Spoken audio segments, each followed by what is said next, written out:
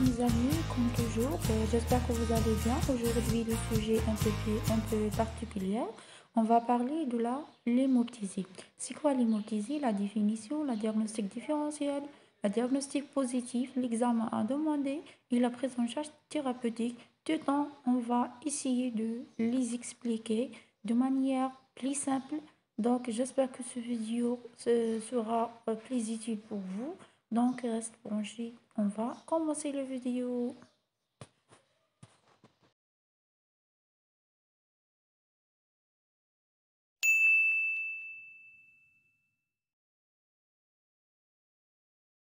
On va commencer par la définition de l'hémoptysie.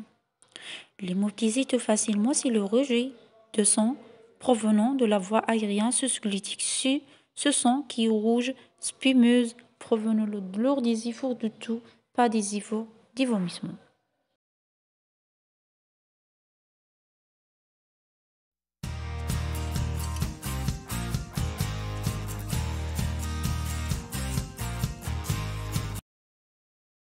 Maintenant, je vais parler de la diagnostic différentielle. Devant toute hémoptysie, en éliminant l'hématimèse, qui est le sang rouge vif, épistaxie et la gingivographie. C'est les trois diagnostics différentiels que doivent être éliminés.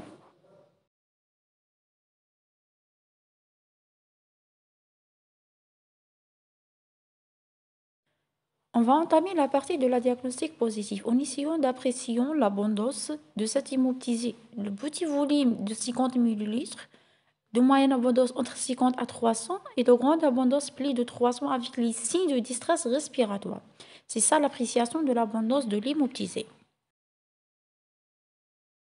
Deuxièmement, en recherchant les signes de rotocysme respiratoire, en essayant d'apprécier la fréquence respiratoire, la gazométrie s'il s'agit d'un acédose, et les signes de la distress respiratoire, par exemple le sujet cyanosé, un sujet polypnique, ou bien les signes de l'altération de l'état général.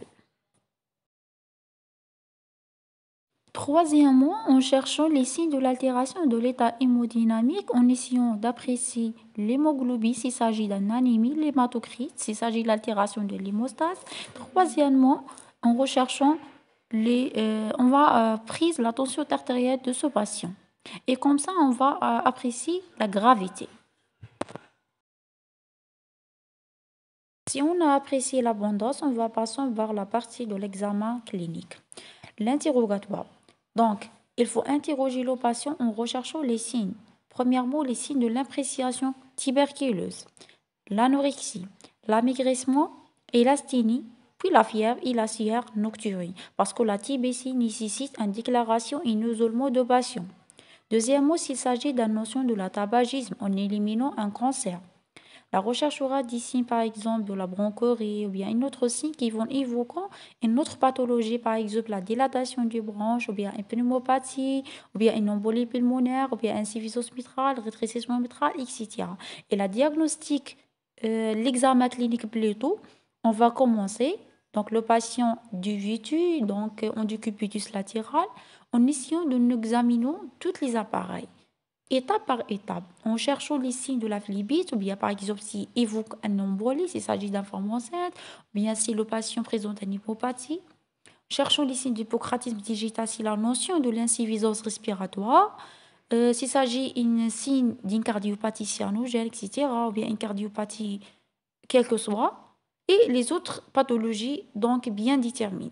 Et comme ça, on va faire la discussion diagnostique pour un bon prise en charge donc thérapeutique par la suite.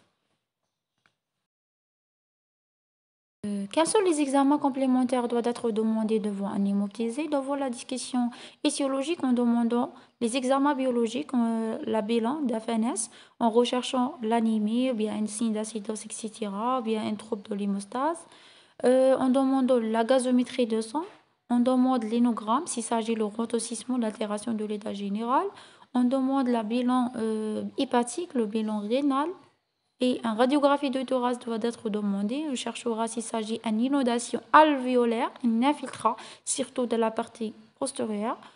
Donc, le principal examen à demander de diagnostication et de confirmation, c'est la fibroscopie bronchique. Bon, la fibroscopie donc doit être demandé pour la diagnostic et même pour la prise en charge thérapeutique, c'est-à-dire l'affaire l'embolisation, etc.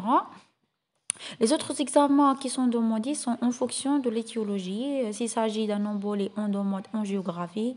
S'il s'agit d'un échodoppler, c'est pour l'embolie. En angioscanner, on recherche dans un envahissement parenchymateux s'il s'agit d'un cancer. On demande, par exemple, une scintigraphie, un IRM, c'est-à-dire en fonction de la discussion, l'étiologique, ces examens ne sont pas systématiques.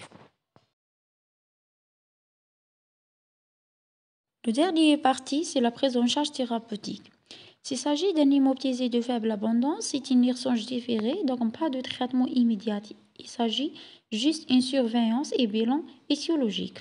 Si l'hémoptysie de moyenne ou de grande abondance, on va faire un repos au lait, la mettre le patient en décubitus latéral ou limite de provier le saignement, libérer les voies aériennes supérieures et aspirer les cailloux, voies veineuses périphériques, l'oxygénothérapie et le traitement local par la fibroscopie bronchique, l'aspiration et lavage de sérum glace 4 degrés de Celsius et l'exolécaïne, c'est un vasopresseur, l'adrénaline aussi, laser ou l'électrocoagulation, c'est en fonction du contexte bien sûr.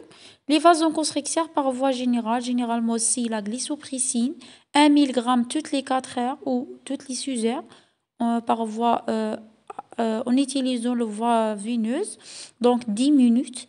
Donc, parmi les effets secondaires de ce traitement, c'est le palaire, le crampe. Donc, on va essayer de surveiller le patient devant toute,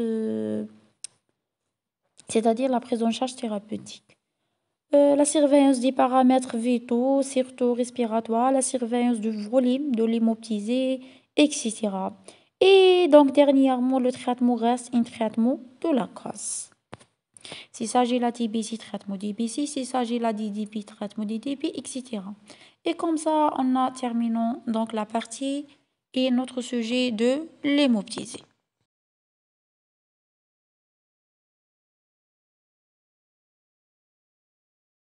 Et finalement j'espère que le sujet d'aujourd'hui vous arrange. نتمنى يكون الموضوع عجبكم اليوم. لأي تساؤلاتكم أو اقتراحاتكم نتمنى تكتبوها في الكومنتير وما تنساوش المشاركة والإعجاب. نراكم في موضوع جديد في حلقة جديدة إن شاء الله قريبا. إلى اللقاء.